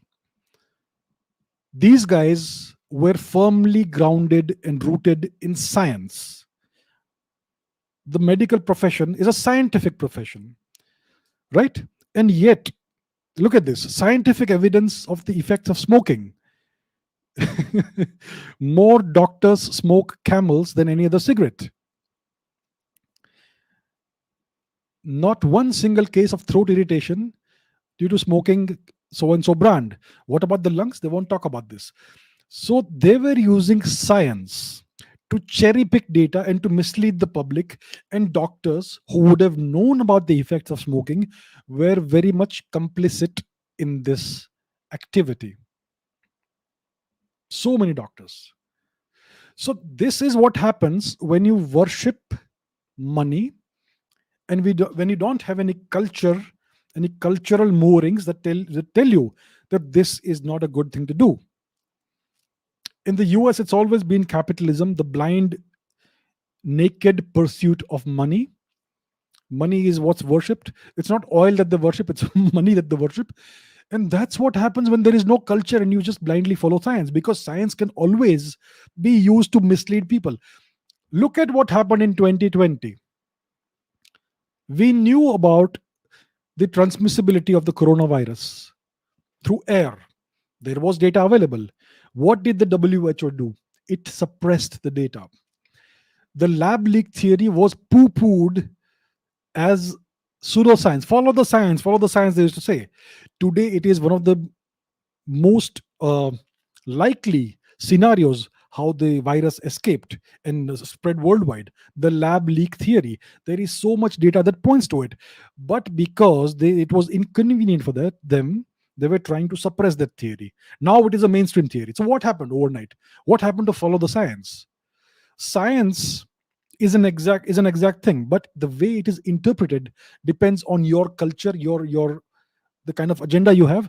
And if you have no moral values, if you have no cultural values, then you will use science to influence people in the wrong way, to mislead people, and to exploit people. So when you abandon culture, then you open up the doors for the exploitation of humanity, very often using science as the pretext. And therefore, it is extremely important that we do not abandon culture. And well, which culture, that's up to you, it's your personal choice. But I would say that we have seen the effects of Western culture, Abrahamic culture, in the destruction of the planet in the past 300-400 years. It is just destroy the planet with abandon. Don't worry about the consequences. The earth is a resource to be exploited for your benefit, for your pleasure, for your enjoyment. That is Western culture. We know that very well now. So I think it is time for humanity to look eastwards and try out Indian culture, because Indian culture has never regarded the environment as a resource to be exploited. So that is why, in short, preserving culture is very important. Culture gives you a moral framework, it gives you certain principles that you cannot go against. It gives you certain moral values that you cannot transgress upon. And that's what keeps humanity going in the right direction. Otherwise, just follow fake science. Science is not fake, but the interpretations can be falsified. Like we just saw, American doctors promoting cigarettes and saying they were good. That's just one example of thousands. So that's why preserving culture is important. Okay, Akash says, if no information can travel faster than the speed of light, how does quantum entanglement work? Why is the former theory not scrapped? So quantum entanglement is a feature of quantum mechanics, but it can be explained through non-quantum mechanical examples. Let's look at it like this. The thing about entanglement is that there is no transmission of information of any kind in quantum entanglement. Let me explain how. Let's say you have a pair of gloves, a left glove and a right glove, and you package them separately. You send one of these packages to a friend of yours in Tokyo, and you mail the other package to a friend of yours in Moscow. Now, when your friend in Moscow receives the package, he or she will not know whether it's a left glove or a right glove. But when he or she will open the package, they will see what glove it is. Maybe it's a right glove. Then they will know instantaneously that your friend in Tokyo received a left glove. And if your friend in Tokyo sees the left glove in the package, they will know immediately that your friend in Moscow received a right handed glove. Now, let's say instead of sending these packages to a friend in Moscow and a friend in Tokyo, you send one package to a friend, a hypothetical friend, who lives on Proxima Centauri, and another friend who lives in the Andromeda galaxy. Hypothetically, it's a thought experiment. Now, when your friend in the Andromeda galaxy, who is 1.5 million light years away from here, opens the package and sees that it's a left handed glove, he or she or it will know immediately that your other friend on Proxima Centauri, 1.5 million light years away, has received a right handed glove. They will know instantaneously that this correlation is there because they know the correlation exists, but they will not be able to transmit information faster than the speed of light. So when they receive one half of the thing, they will know immediately what the other half is like in the other location. So that is quantum entanglement. These two gloves are part of an entangled system. And no matter how far apart they are, once you see one part of it, you will instantaneously know what the other part is like. So let's say you have a particle with spin 0, which decays into two particles, one with spin 1/2 and the other with spin -1/2, opposite spins. And these particles travel off in different directions. Let's say they travel for 10 years, almost at the speed of light. And then one of the particles is measured, and you see its spin -1/2. You will know immediately that the other particle, which is like 7 light years away, is of the opposite spin. So that is quantum entanglement. You will know instantaneously what the state of the other half of the system is, but you will not be able to transmit information faster than light. So there is no actual transfer of information or data. So it does not violate that part of physics, right? So that is the thing about quantum entanglement. Quantum mechanics, of course, is non-local. There are things that I will not be able to explain in great depth because it's so complicated and it's so confusing. But this hypothetical example should give you an idea of what quantum entanglement actually is. It is about a system of particles that is intrinsically entangled, and there is a correlation between these two particles no matter where they are located in the universe. So that's what quantum entanglement is. Okay, Priya asks, Mr. Nehru's supporters claim that if Shri Nehruji had accepted the UN permanent seat for India, then we would have had to fund the UN. And at that time, India was not in a position to support even itself. What's your take on this? See, show me one piece of evidence, documentary evidence, that shows that there was a condition made upon this offer. And the offer was conditional on India funding the UN. There was no condition, there was no string attached to the multiple offers that Mr. Nehru received. There was one offer in 1950, one in 53 or so, and one in 1955. These offers came from the United States and from the USSR, and on one occasion from both the US and the USSR together. Please accept a permanent seat on the UN Security Council for India. And there were no strings attached. If this claim is made, show me the evidence for the claim. There is no evidence because there was no such string attached. There was no condition imposed upon India that if you accept this offer, then you will have to spend so and so money every year to fund the UN. There was no such condition. This is a lie. This is a complete outright fabrication. There is not one piece of documentary evidence or even anecdotal evidence that corroborates this claim. Look at China. Mr. Nehru ensured that China was eventually given the seat that was reserved for India. Did China fund the UN? China has spent almost no money, relatively speaking, in funding the UN. Every country gives some money to the UN every year. So does India. So does China. But if you look at the funding of the UN, the US is the major funder. The US is the major source of funding for the UN. China's share of the contribution is quite small compared to the US even today, when China is like the world's second largest economy. Even today, their contribution to the UN in terms of funding is very small compared to the US. And therefore, this bears it out that there was no condition on anybody that if you are given a permanent seat on the UN Security Council, then you will have to give so and so amount of funding per year. There was no such deal at all, right? So why did Mr. Nehruji not accept the offer? Well, only Mr. Nehruji can tell. To our greatest regret, he no longer is with us. But that's all I can say about this. Okay, Rohan asks, is time cyclic or linear? Dharmic philosophy says time is cyclic, whereas Abrahamic religions support the linear time theory. Well, here is the problem. When we talk about time in physics, in science, we are talking about measurable time, time that can be observed. When you talk about dharmic or Abrahamic philosophies, you're talking about philosophy which is not the same as science. Science is completely separate from philosophy. The philosophical worldview is completely separate from science. In philosophy, you talk about non observable phenomena, non observable effects. You don't need proof of anything. In science, you need science deals with observable objects and observable phenomena. Whatever you talk about in science has to be observable and measurable.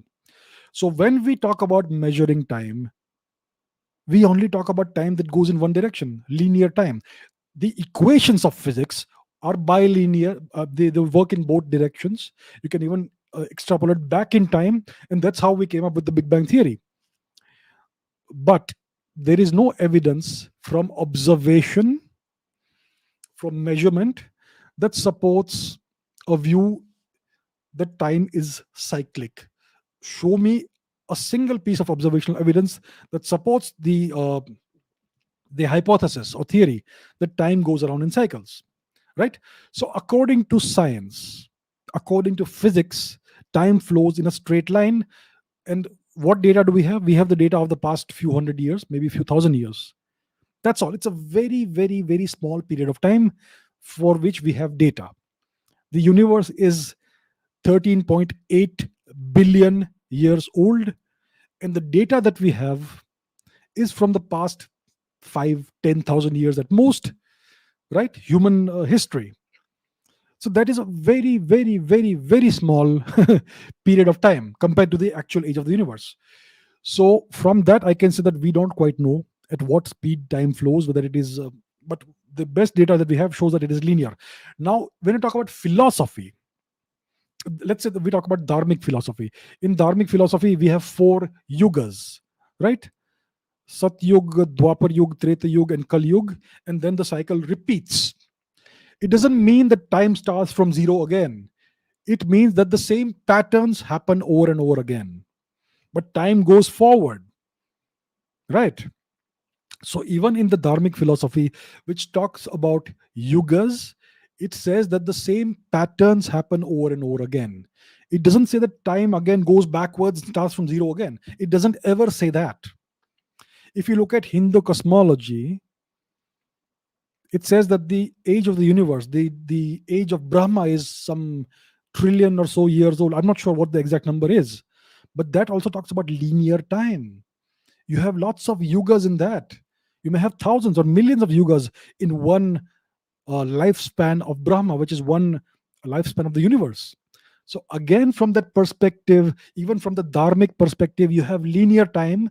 Yugas are cyclic, but those are patterns that are recurring. It doesn't mean time resets to zero and starts every time again from zero. Now, there are certain scientists who, in their old age, tend to mix up science and philosophy. And some such people I hear have been speaking about various formats of time, linear time and cyclic time, and I don't know what are the kinds of time. I don't know anything about that. Maybe my intelligence is much lower than these people, so maybe I should not comment about them, because maybe they are far more intelligent than me. So all I can say is that from my limited perspective, from my limited intelligence, time only flows in a straight line. It's a linear time. Even from the dharmic cosmology, time is linear. Let's take a look at dharmic cosmology. Let's take a look at that. Since we have Google here, let us take a look at what it looks like. Okay, let us look at Hindu cosmology. Cosmology. Let's go in there. Wikipedia, just for the sake of for convenience. Hindu cosmology. Where is it? There has to be some kind of. mm, Let me take a look at how time is reckoned. Time. Hindu units of time. Let's take a look at this. Let us make this larger. So you have, this is the Hindu reckoning of time. So one cycle of Brahma is 10 raised to 22 seconds. Right. 10 raised to 22 seconds. It's like trillions or quadrillions of years. That's how long the age of one universe is in Hindu cosmology, in Dharmic cosmology, in according to Dharmic philosophy. So this is an example of linear time. It is not cyclic time. It does say that after one cycle of Brahma is over, a new cycle of Brahma will start, which is a new universe. So it talks about a cyclical universe for sure. But in the universe that we live in, time is linear according to this very diagram here, which illustrates the Hindu view of time. And within that, you have all the various yugas and all that, which is a different story, which is not really cyclic time. It is just patterns that happen over and over again. But time still flows in a straight line. So I hope that illustrate that clarifies my view on this. There are people who have spoken about cyclic time. They've even tried to give a mathematical foundation to that quasi cyclic time or whatever. I have tried to understand that. I was not able to understand that. Most likely I'm not intelligent enough to understand that. So that's all I can say about that. Okay, Raghav says, how can a prime minister loot our country? How can a prime minister loot our country? How can a prime minister do corruption? And why has Modi ji done no corruption? So I know that many people are in some way detractors of Prime Minister Modi, but I think even the biggest detractors and biggest enemies of Mr. Modi have not been able to accuse him of corruption. So that is one thing I think we can all agree upon. Mr. Modi has not done any corruption. He is the one prime minister that I can think of personally who has not done any corruption at all, which makes him unique. The question is, how can a prime minister loot our country? So, a prime minister would indulge in such activities if they have received the position of prime minister without going through any struggle. If a prime minister receives this position as a gift without having to earn it, then they will not value it. Right? If you receive, see what happens when people win lotteries. They usually go bankrupt in a few years. They waste all the money because they have not understood the value of money. You understand the value of money if you have to struggle for it, if you have to work really, really hard to earn every paisa of it. Then you will value the money. Even if you have crores of rupees, you will not waste it and you will remain rich. So you value something when you have to struggle hard to earn it. Mr. Modi, to become prime minister, he had to struggle a lot.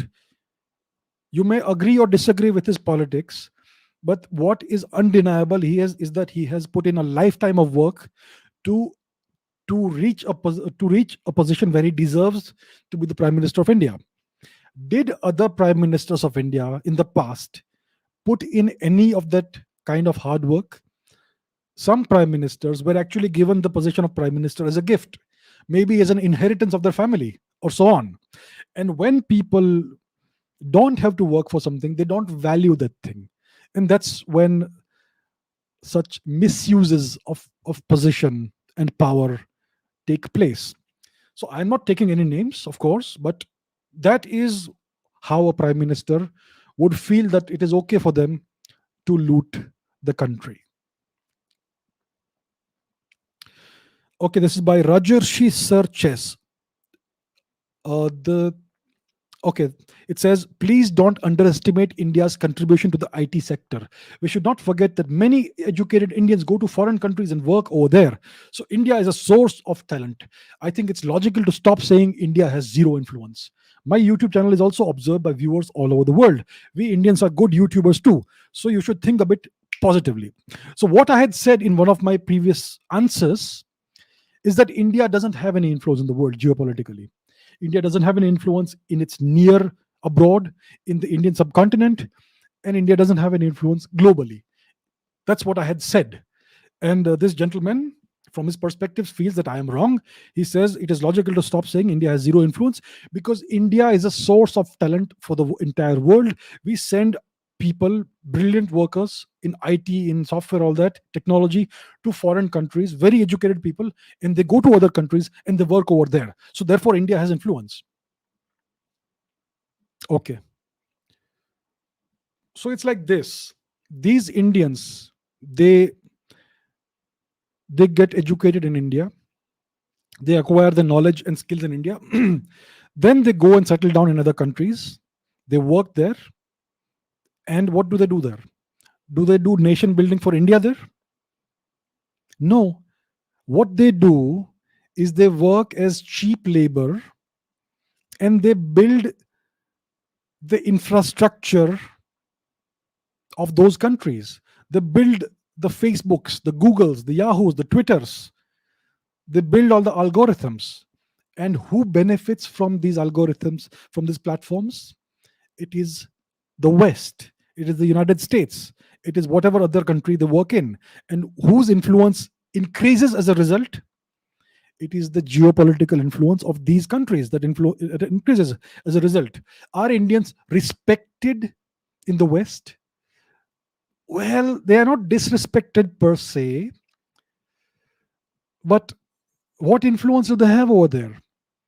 Does the United States regard Hinduism as something good or positive? Not at all. Hinduism is denigrated as something backward in the US. There is so much Hinduphobia in every US university, and there is not a single repercussion for saying bad things about Hinduism and for being Hinduphobic. But if you say something similar to for another religion, you are cancelled and you have to apologize. So, where is the influence for India? What are you talking about? Just because we send our cheap labor to work in other countries and build their infrastructure doesn't mean we have any influence. In the 1970s, 80s, etc., cheap Indian labor went to the Gulf and they built these giant cities like Dubai and Abu Dhabi and all that. Does it mean that India has influence there? They see Indians as workers, as coolies. You call that influence? So today we have cyber coolies. That's all Indians are looked upon as in the West. India's influence will grow when we start creating our own platforms, our own cyber infrastructure, our own virtual universe. That's when India will be respected, and that's when India will have influence. So, so therefore, I have to disagree with what this gentleman is saying and disagree very strongly. That's not what influence is. Okay, we are almost at the 2 hour mark. Let me take one more question. This is by Raghav.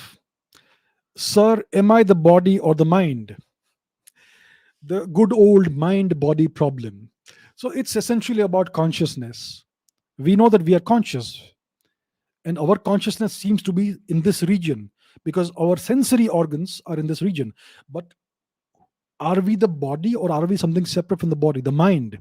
Or is the mind also something that's part of the body? That is the philosophical question you're asking, because it is not a scientific question. Science is unable to deal with these questions. Science as of today is not equipped to deal with these questions. But I would say that we are not the body. The body is simply an animal that you ride. Think about a horse rider. The horse rider goes everywhere on the horse, but he is not the horse or she is not the horse.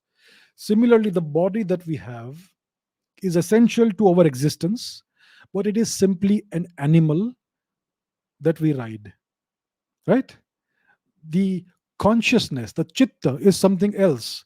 Does it emerge out of the complexity of the neurons in our brain? Maybe, maybe not. There is no evidence that it does.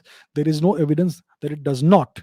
But what I can say for sure is that the body, even though we regard the body a as an extension of ourselves, our entire self image is intrinsically tied to our body, and yet the body is not who we really are. The body is simply a vehicle, it's simply an animal under our care. We have to take care of this animal. If we take care of it well, it will last us for a very long time. If we don't take care of it, and if we abuse it, then we will not exist for very long in this world. But what the real consciousness is, what the self is certainly not the body. It is something deeper. Maybe it is something that emerges out of the complexity of the brain, or maybe it is something else entirely. There are certain philosophical schools of thought that say that consciousness permeates the entire universe. It concentrates in some locations, like in the human body, in the human brain, but maybe it's not something that emerges out of the brain. Maybe it's something that localizes temporarily in the brain, and maybe it transcends human existence. Maybe. So that's what philosophy and spirituality says, but science doesn't have any answers as of today. So I would certainly say that you are not the body, you are the mind, but where does the mind reside and where does it emerge from is something that we still don't know for sure. Of course, our ancient traditions are very clear about that. If you look at the dharmic traditions, it's very clear that the soul, the Atma, is something that permeates the entire universe. There is a universal soul, and our soul is just a localized representation of something much bigger. So that is the philosophical and spiritual dharmic outlook or worldview. Science is unable to answer any of these questions as of today. So that is what I can say about this in very brief. So my friends, this brings us to the end of today's session. It's almost 2 hours. I think it's the longest session I've done thus far. So thank you so much for all your questions. I had many more questions lined up, but I have run out of time. So I will keep on doing this. You are asking such brilliant questions. Thank you so much for that. I really appreciate it. I would like to thank all of the people who have asked me questions, all of the subscribers, all of the members, all of those of you who are supporting the channel in various means. Thank you so much for it. I am very, very grateful. And I will see you tomorrow. Tomorrow is a live chat Q&A session. So I will see you then. Until then, take care and bye.